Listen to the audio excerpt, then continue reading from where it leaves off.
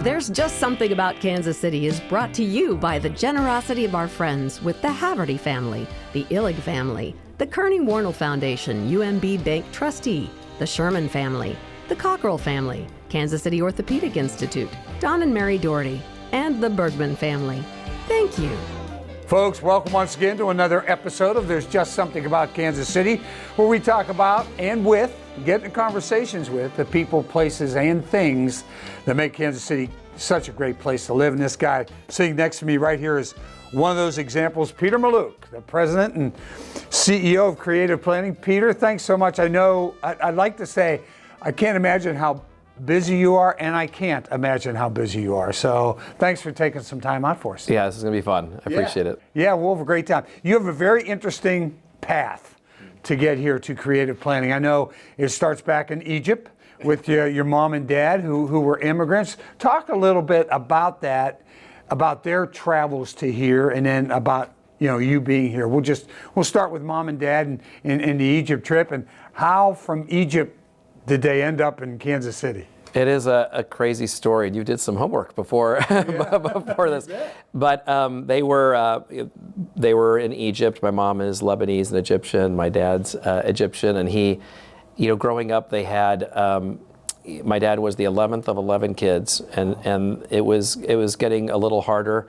They're Catholic. It was a little harder in Egypt at the time, and the dad had said, "Hey, we really want you guys to get great educations and maybe go somewhere else."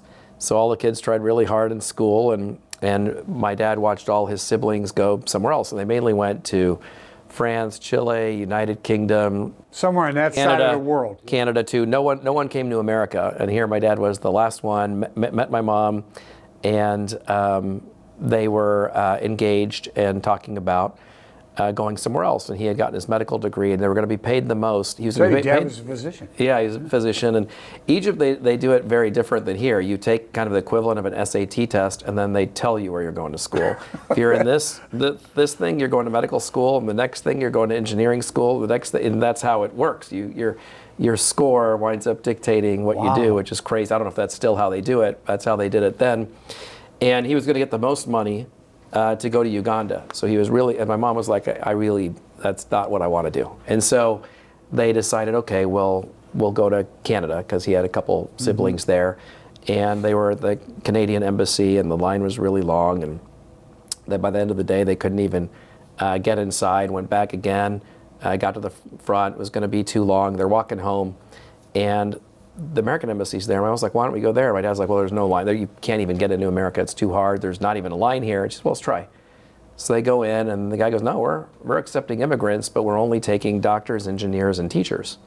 And my dad was a doctor, and my mom was a teacher. Was a teacher, yes. And her brother was an engineer who wound up coming later. And so they didn't know anybody in America was the problem.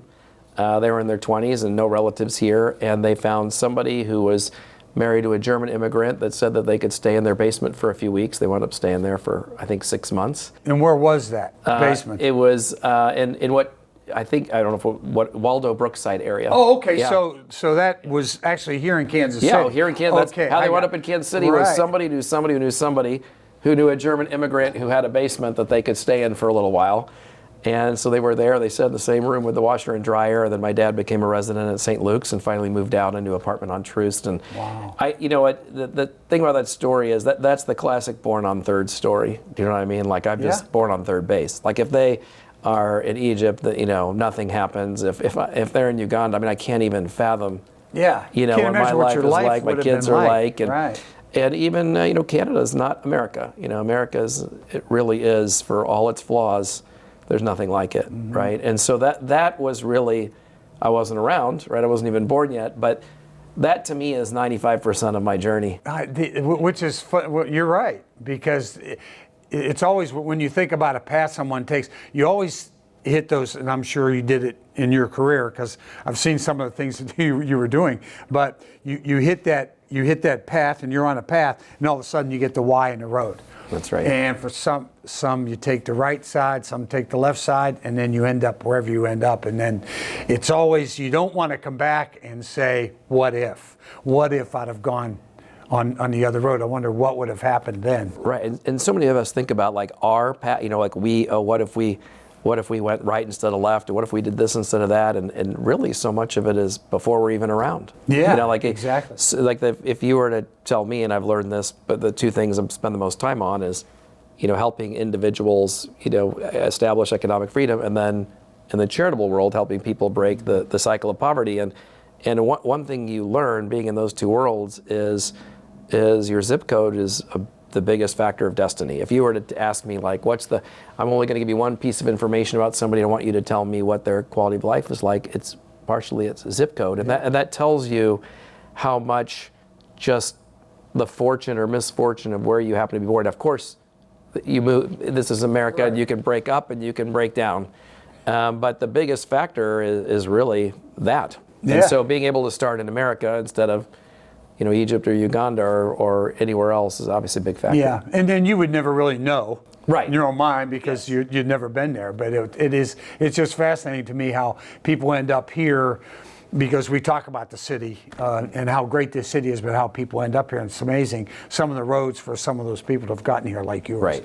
And it is an accident of birth. For all practical purposes, yeah. So, that's right. So Dad's a physician, Mom's a teacher. You were born here in Kansas City. What was your childhood like, and siblings? I know you have some brothers, right? Yeah, I've got two brothers. Yeah. Mark and Ray, and you know, my brothers have much more interesting jobs than me. One does. One's you know what? I'm not too sure they'd say that. I don't know. Go ahead. Wait to hear it. So one his name is Mark, and he's a screenwriter, and he, you know, we're so proud of him because he did Black Mass, which is one of my favorite movies, which was the Johnny Depp kind of Irish mobster movie. Yes. Was one of the ones he did, and then so he lives in Hollywood, so that's as kind of cool as it gets. And then my other brother challenges him in that regard because he does sports marketing, and their biggest client is handling the NCAA college football trophy. And so, you know, my kids always were way more fascinated with their jobs than my jobs. But all of us, you know, very entrepreneurial early on. Went up, kind of came up through the Catholic grade schools here, went to Rockhurst, all of us went to KU, and then, you know, one of my brothers, Ray, lives in Dallas and one's in LA. Yeah. So it's good to go visit them as well, right? But you can always come back to Kansas City, right? That's right. Nothing beats Kansas City. Okay, so you end up at KU, and you really humble me here, and I know your kids go to KU as well, but you double degreed both undergrad and in graduate school, okay? You have the economics and poli-sci and the business undergrad, okay? And then you turn around and do law school and get the MBA. Yeah. Okay, so, and you do them, you double them up. It's not like you took 8 years to go through college. Okay, I'm going to get this, and I'm going to get. So here's the thing. Here's the thing, 5 or 6 year plan. Here's the thing: is I actually took eight years to go through college. Well, I literally took 8 years to go through college, but yes, I did. I stretched out undergrad by getting 4, you know, majors. But like, look, I mean, one engineering degree is a little more difficult than what I did, or one medical degree. But I just didn't know what I wanted to do. I knew what I was interested in. Business and economics. I was interested in psychology. I thought I might go to law, so I did political science. And so I took 5 years to do those. And it came to graduation. I didn't know what I wanted to do, so I went to the joint MBA law program. And so it was really it was the lack of conviction about what I wanted to do. I didn't know what I wanted to do. And I even leaving after 8 years, I didn't know, and it took a little crooked path to get to where I finally settled in. That and probably Mom and Dad going, you want to make a decision here, kid? That conversation happened too, yeah.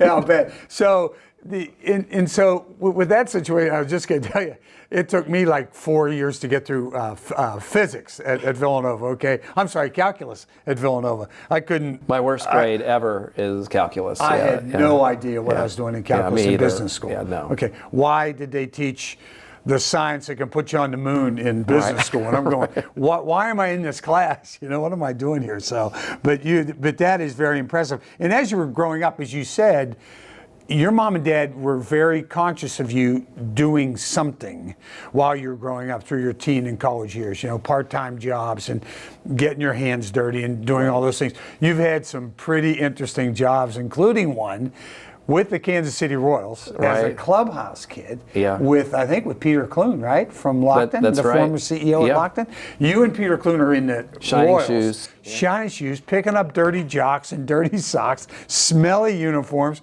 the whole deal.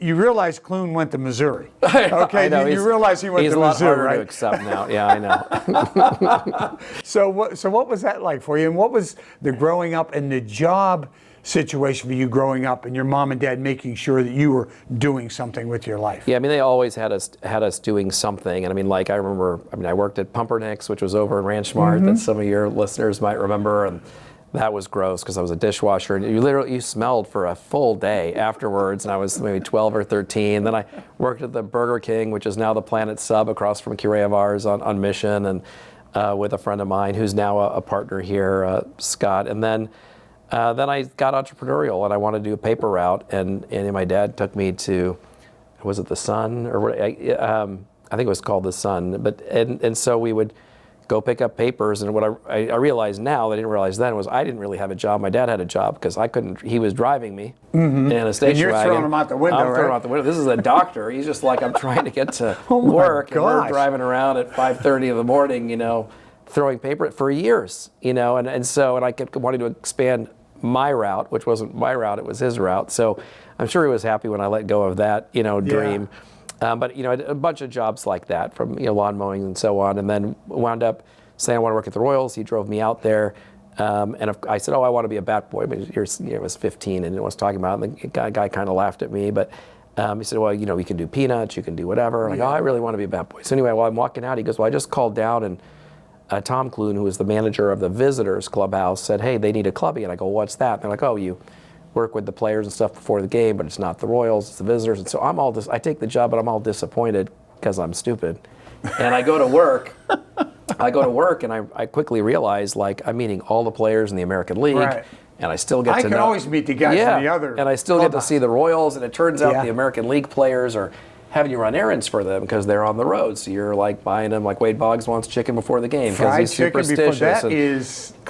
And somebody wants a present for their wife, and somebody wants whatever for their girlfriend, and you're doing all this really cool stuff, and you're also getting tipped every series. And they were tipping $100 in the 80s. Right. I mean, that's a lot of money. It was crazy how much and then I met Peter Clune there, and so you would basically show up at 4 and you would get the balls that they hit to the outfield, and you would wash they change between their practice and the game, and you'd wash all that clothes, and then they'd go out and play, and you'd clean up their lockers, shine their shoes, and then you'd have a couple innings off to walk around the stadium, and then you'd lay out all the food and beer and for post game, and then you'd go wash all their clothes again, organize their lockers. Whoever stayed and maybe had a little too much to drink or wanted to hang out and play cards for 2 hours, you drove them to the Adams Mark Hotel, unless it was the Yankees who stayed at the Westin, and then you went home at 2 in the morning. Yeah. I have no idea how my parents let me do that while I was in high school, but it was the most amazing job ever. The Wade Boggs and fried chicken is infamous,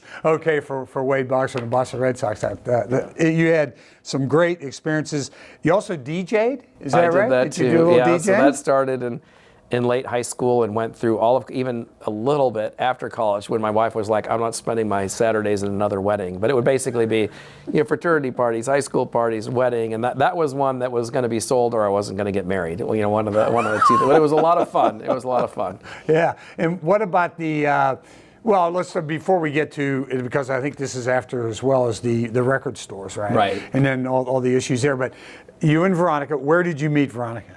So now I'm sure if she was sitting here and I asked her the story, we're going to get two very different stories. Yeah, she would tell you I followed her around and all that stuff. But generally, the shorter version is we met at KU. I was getting an MBA. She was getting the undergrad degree. I knew her brother pretty well and was good friends with him until I started dating Veronica. Then we weren't friends for a while. Now we're friends again. But we really got to know each other around that time. Yeah. And where was she from? She's from Pittsburgh, Kansas. Okay, she's from Pittsburgh, Kansas. All right, so an hour and a half south. So the initial meeting was with her her brother. Yeah, I met her brother first. Okay, so then you're starting looking over. That's exactly right. I was out with her brother, and she was there, and the rest is history. The rest is history. Yeah, that is awesome. So you graduate. You finally get out with your 18 degrees that you have, and then you start. In the record industry, right? In the actual record store industry. Yeah, not as cool as the actual music industry, but in college we started I had 3 partners originally where we would buy and sell CDs, which is pretty common back then. You'd be stores and you could go in, you could buy new music, or you could buy a used cassette or CD. Yeah. And we opened one in Lawrence, and then we opened one in Westport. We opened one on Johnson Drive, one in Waldo. You're expanding. Upstairs from the Blimpies, near where Tanner's is or was in Waldo. Anyway, we got up to 8, and then I bought out my partners, and I'm like, hey, this is amazing. I'm making an incredible living, and I took my first monthly check that was substantive. I think it was like $8,400. I'm quite certain that's what it was. And I'm like, I'm not going to get a job. This is great. Some guy walks in.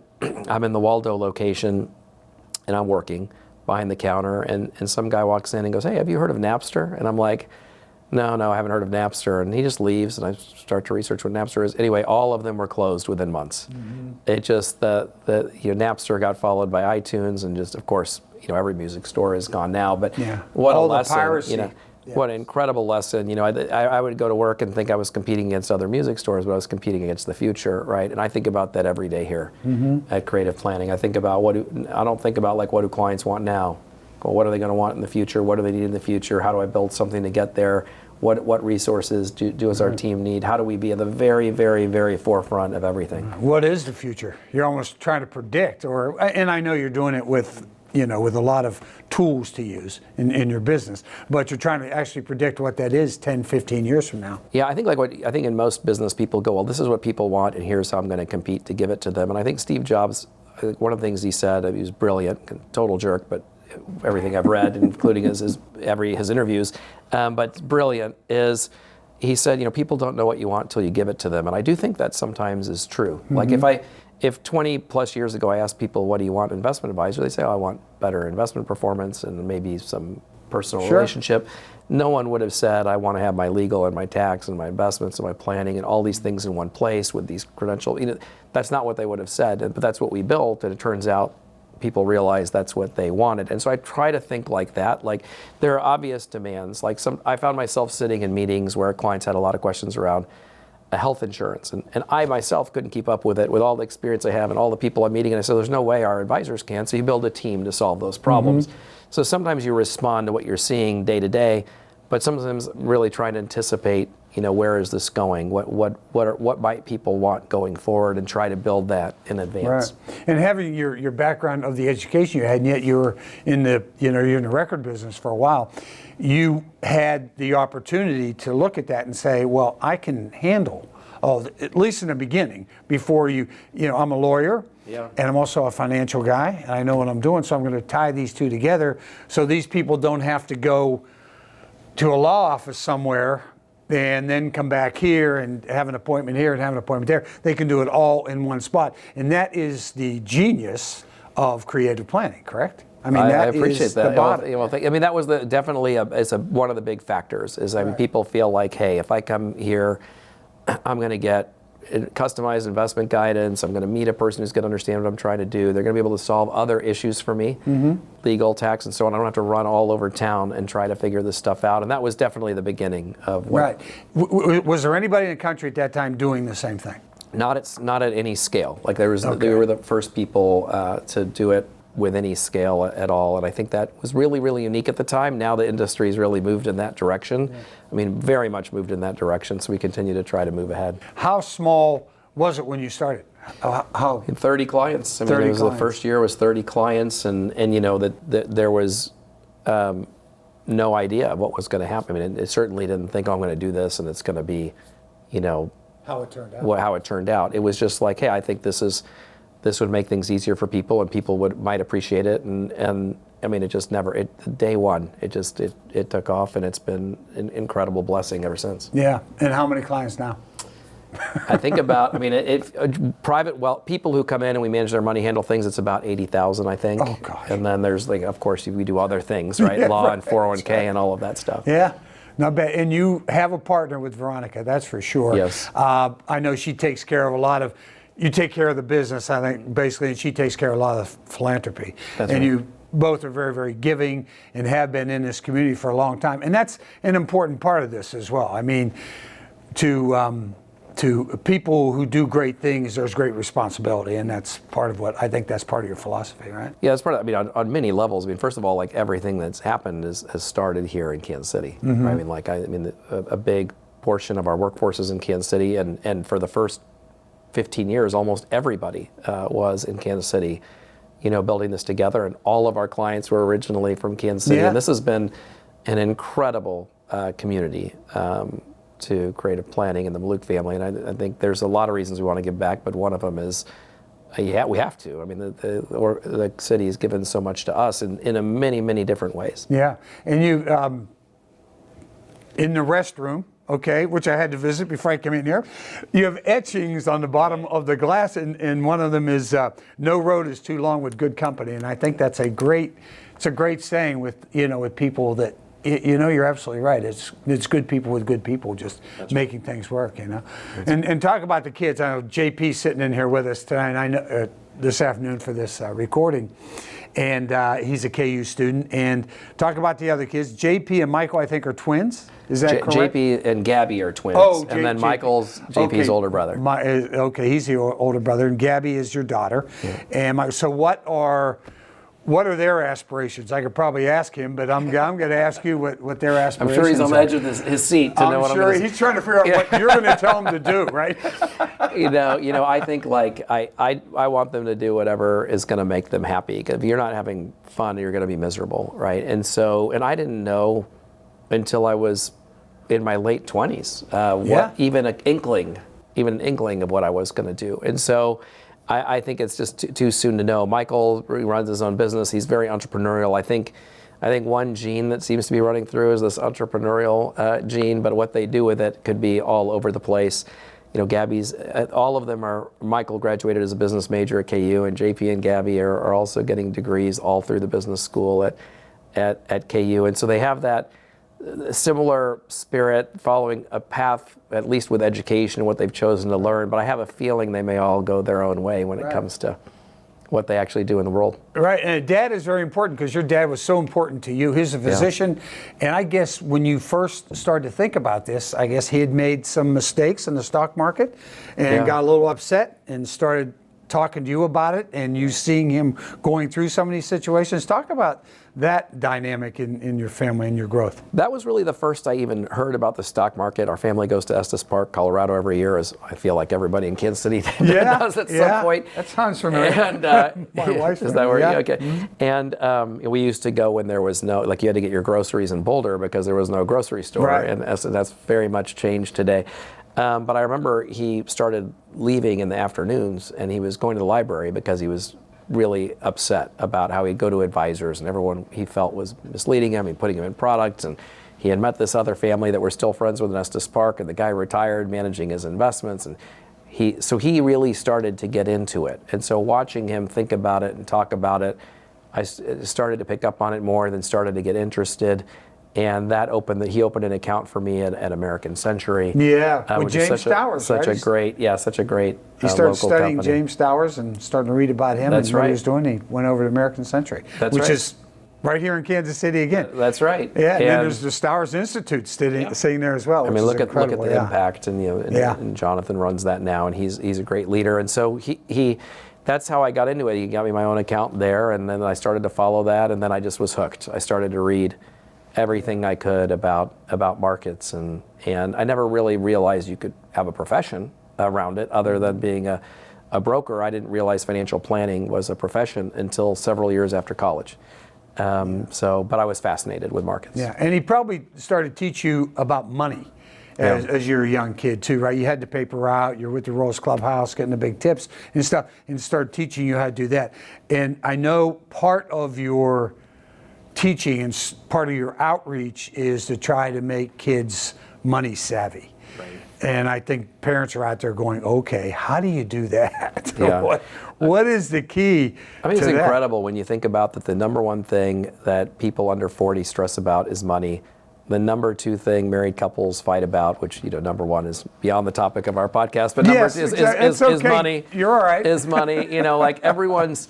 This is such a big issue, and you're lucky if a school has one hour of it, that you cover it, and it's crazy to me. They should do it for all the professional athletes. I mean, you see these professional athletes should be mandatory. 10 years broke. Yeah. and they're making 35, 45, $50 million a year. Just mandatory. Yeah. One hour in your 8th grade for every American, right? And or something. You got to do something to educate people. So you throw them into the workforce, and everyone learns the hard way. Yeah.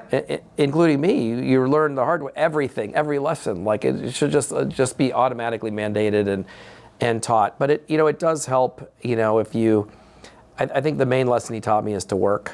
Get your hands dirty. And when I'm 8, you're running a lemonade stand, and then you're 12, you're doing paper route. You just work. And so if you earn something, then you start to treat those dollars a little bit differently, or if you perceive it as yours. Somebody taught me about allowances a long time ago, and we gave our kids an allowance. I don't think you could do this today because of inflation, but match their age. And my daughter, whenever we'd go to Target had these baskets when you walk in, and you could just buy all this stuff for $1. She'd always grab as many as she could with her hands. We'd always make her put them all back except one. And then we gave her when she turned 5, we started the allowance. So I gave her $5. By coincidence, we were going to Target, and she grabbed all the things. She goes, I want to get all these things. I go, well, you got $5. You can get whatever 5 you want. And she put all 5 back. And I just thought, that's lesson learned. Yeah, if you can perceive it as yours, whether it's an allowance as a kid or you're working, you learn lessons quicker than you do with somebody else's money. And I think that was probably the best gift he gave me around money. Yeah, right. And I think you have said raising money-savvy kids work from their teens through college, which I would think would be almost automatic, but it is not in this day and age. Get your hands dirty with some sort of job, and you certainly did that. Then be in a professional environment when you're doing a little work, like say you're in college. Now you might want to do an internship in a business that you may think about going into, right? And you get ground. Right. I mean, definitely internships can matter a lot if you can get yourself in the right environment. I mean, so much of this is, another thing I tell college students is if you're looking for where you want to work, think about what you want to do. Like Amazon is run by engineers. So, I mean, that's a great place to go if you're an engineer. If you're a software engineer, and Lockton, you referenced them earlier, incredible company in Kansas City it's run by people that specialize in property and casualty. There's people there that do all kinds of things. But if I'm interested in property and casualty, I'm in a commercial setting and I'm going to Lockton, that's probably the role I'm going to choose, right? You try to choose something where you put yourself in a place that feeds people like you. Yeah, right. Exactly. Yeah, and then also you said do something in the service industry. I mean, give back. Something 100%. Everyone. Yeah, I think both service industries. I think everyone should be in the service industry at some point in their life, where they're waiter, waitress, something like that. Yeah. I think everyone getting yelled at by somebody. Everyone should do that and kind of learn how to treat people and how people are treated in certain jobs. And then, definitely having a part where you're giving back all the time. I mean, even if it's really small, even if it's just a little bit of time, but making sure it's always happening no matter what. Incorporating that in your life, so it's just a normal part of it. I think even if you are not interested in that, you can't do it and not become better at other things. Yeah. There's a lot of actual research around the people who give are happier, people who are grateful are happier. So even if you have a hard time, you don't want to feel grateful for things because you're a grumpy person. If you can just pause and be grateful every day, we know what it does actually to quality of life and lifespan. And there's some of these things. Even if you're not motivated to do good for others, you should be doing them anyway. And then you'll find that you'll start to enjoy it. Yeah, and it sort of makes you feel good to do good. Right. Okay, I think as well. And to find out, not everybody lives your life. There are some people that have never had the opportunity or don't live your life or have disabilities of some kind that could really use some help. That's right. That's And you founded KC Can with Veronica, I think, right? Explain a little bit about KC Can and what you're doing for the youth in Kansas City. Yes, this was I think we were in our 20s, and it was me and Veronica and one of our best friends, Kevin Mallouk, got together and said, okay, we want to have an impact. What are we going to do? And we basically said, well, we can't start it. We're not going to be able to start something where we go have a plant and do all these things. No one's going to do that. We're 28 and we have full-time jobs. So we said, okay, we're going to focus on kids in Kansas City. So we started KC Can, Kansas City Children's Assistance Network, and we would have multiple fundraisers every year and then take that money and give it to a cause that needed a breakthrough. So like Sleepyhead Beds, which is a great cause in Kansas City that delivers beds to people that don't have them. I remember taking my kids when they were very little and delivering a mattress and literally walking into a place and kids were sleeping on the floor in Kansas City. It's ridiculous, right? And so they didn't have a truck. So Casey Can did a fundraiser and got them a truck. Happy Bottoms, which is one of my favorite charities in Kansas City, was just getting started, and I think they needed help moving to a new location or get a plan. And so the fundraiser that year went to help them. So it was very, high reward. Like, it felt really good. You were able to have a fundraiser and you're able to get something going. Today, Casey Can operates on a much bigger scale, and it's run by people much smarter about it than I was. The event that they do is much more powerful. The money they raise is much more significant. The impact they're having is more significant. Right. We're on the board still, but it's been great to watch it flourish on its own. I remember having a meeting with Scott Havens and asking him to help me get new blood into it, and like a week later he had 20 invigorating young Kansas Cityans listening to me talk about it, many of whom wound up on the board, and it's just been incredible ever since. Yeah, and your philanthropy, of course, you've had tons of individual awards. Ingram's 2024 Executive Year, Top 100 Independent Financial Advisors, Worth Mag's Power 100, and then all of your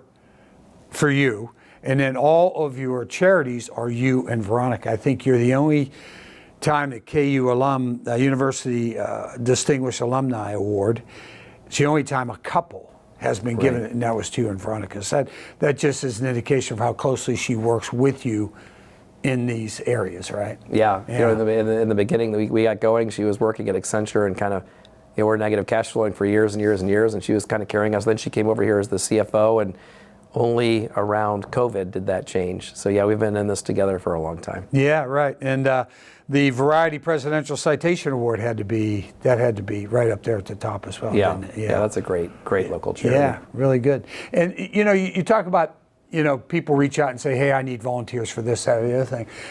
I think part of your financial success is the fact that you are here in Kansas City. You said something, I think, back on, I can't get the exact quote, about people from the East Coast will go Wall Street and all these big, Goldman Sachs and all these huge companies. There's something about the Midwest they trust. What is that you've found with some of these big companies and huge investors, people with a lot of money, just go, you know what, we like the Midwest ethic or thought or whatever it is. What was that you found? It's funny because a lot of investments we bring on our clients are private equity and private credit and all that. So when I'm meeting with them, they come to Kansas City, or I go see them in New York City, sometimes San Francisco, and they're like, well, don't you think you'd be so much better off if you moved your headquarters to New York or LA? And I said, absolutely not. And I was just in New York last week meeting with a prospective client with somebody, and he said what I hear all the time. Now I'm getting the selection of people who are calling us, but he said, I just want someone, a firm I can trust, and you guys are in the Midwest. And I don't trust these guys in the East Coast. You know what? People in New York, LA, they're very, very happy to go to a firm in Kansas City. Yeah. I bet today more people will sign up in California with creative planning than in Kansas City. And I think that's become the new normal. And I think that they like to tease us, but they feel very, very comfortable having their money managed out of Kansas City. And what is it? Is it? I would say I think that gut reaction is real. I think I think what they're looking for is a stability of the team, right? Is the team going to change a lot? And the stability here is very, very stable. Like if an advisor comes here, they tend to stay for their entire careers. And if somebody joins our operations team, they tend to stay for their entire careers, whereas I think they feel like on the coast that person's going to rotate. Also, most of the coast firms, they're product-based. And the person meeting with us might not know that, but something feels off. Like, hey, when I meet with the guy at this big brokerage house in New York City, they have their own products, they get commissions, and creative planning's not doing that, right? And so, they know with us, like there's a fee, I know what I'm going to pay, they're not selling me product, they don't have this reason to recommend one thing over another. This person's going to be here. I think that they might not be able to put their finger on it, but I think it's real. I don't think it's just perception. Right. You've written, you do so much. You've written 4 books. I think New York Times bestsellers. 2 of them with Tony Robbins. Right. What was that like? So what is he like? He is exactly as he appears. Like very high energy, he's incredibly sharp. I mean, I remember we were doing one book tour together, and we landed in West Palm, and we were getting off the plane, and a pilot went up to him and said, "Hey, Tony, when I was really young, I was struggling on drugs. I read one of your books, and it changed my whole life." And he's teary-eyed, takes a picture with Tony. You know, we go then, we're at Bloomberg, and this famous author, I won't say his name, goes up to him and says, "Hey, one of my kids was really struggling, went to your events, turned their life." And then I'm in Kansas City, come home the next day, and I'm telling the story to some friends. And one of the friends said that their son had become borderline suicidal to the point that him and his wife were staying with the son overnight next to his bed here in Kansas City. And that the mom and dad would give each other relief, and the dad was going to go to a Tony Robbins event, and the son said, "Can I go with you?" And the dad said, "Well, okay." They went to the event, and they said that the kid's his whole life turned around from there. I went into the relationship with Tony pretty skeptical. Like I liked him, I admired him, I thought that what he wrote was real. But you look at the events, and people are jumping up and down, and the music is loud, and he's super high energy.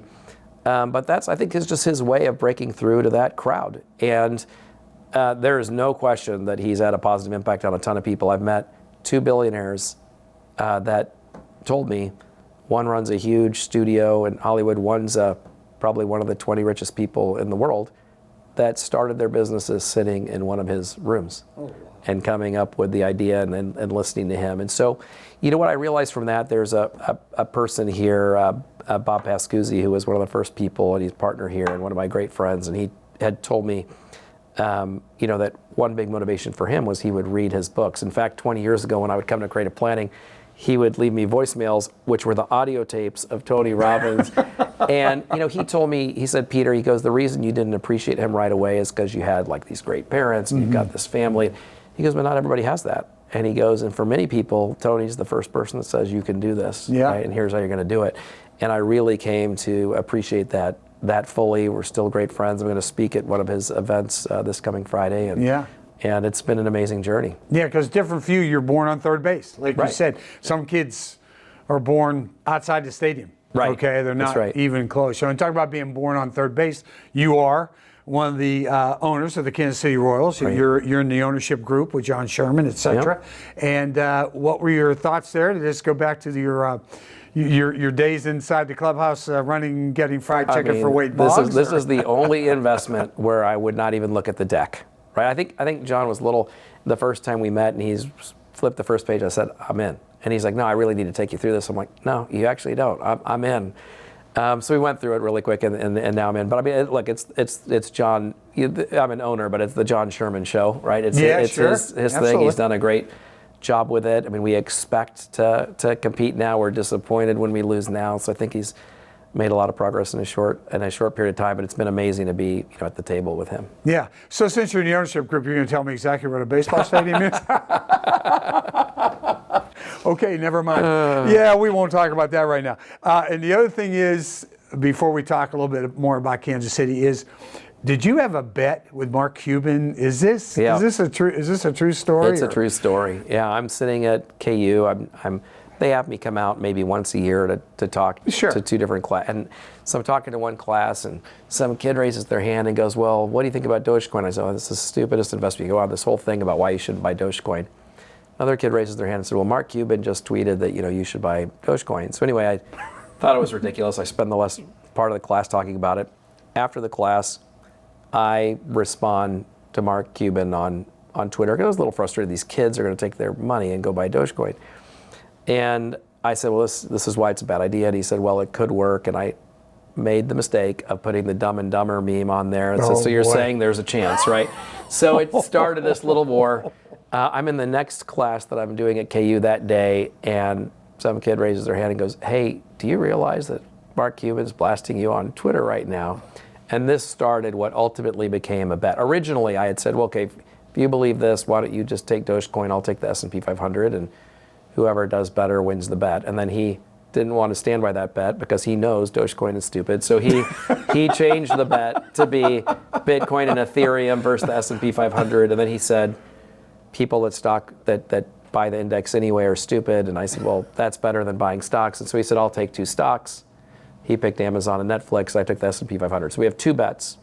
One is S&P 500 versus the crypto he's chosen, and one is the S&P 500 versus 2 of his stocks. And I think we've still got like 6 years to go on this. Yeah, bet. 6 years to go on the bet? It's a 10-year bet. Oh, it's a 10-year bet. So I'm not sure we'll be alive when it comes to fruition, but it's in motion. I think you'll be alive. My technical director here, Ben Messner, who's with Marquee Creative, he asked me a question to ask you. I don't even know if you can answer this or not. What's your favorite stock? What's the one favorite stock that you bought in your life that has been that's always been with you, maybe? So, I'm going to give you an answer that's boring. I don't have a favorite stock, and I don't really care about individual stocks. Okay. And I think that there's a lesson learned there. I think one of the mistakes is investing is people fall in love with stocks, and stocks don't love you back. Yeah. You know what I mean? Like, these are just companies, and every company dies. Every company dies. It's just a question of when. It might be 300 years, it might be 3 years, it might be 3 months. No one stays in the top spot. I'm in love more with the idea of helping someone achieve an objective. And you usually don't get there, falling in love with a stock. Now, a different question, like if I had to put my money in a stock and wake up 10 years from now, what would it be? It'd be something like Apple or McDonald's or something that I think can withstand competitive, forces for a while. But everything has its day. And so I'm less in love with it's kind of like having your favorite player on a team, but every year you need to change the team to win. And you wake up 10 years later, no one on the team's the same. But you're still cheering for the same team. That's how I look at it. I might have the things I like a little bit, but it's more about, the long run. Longevity and long run. Let's talk about Kansas City. Yeah. Just your thoughts. There's just something about Kansas City. What is it for you and your wife and your family about KC?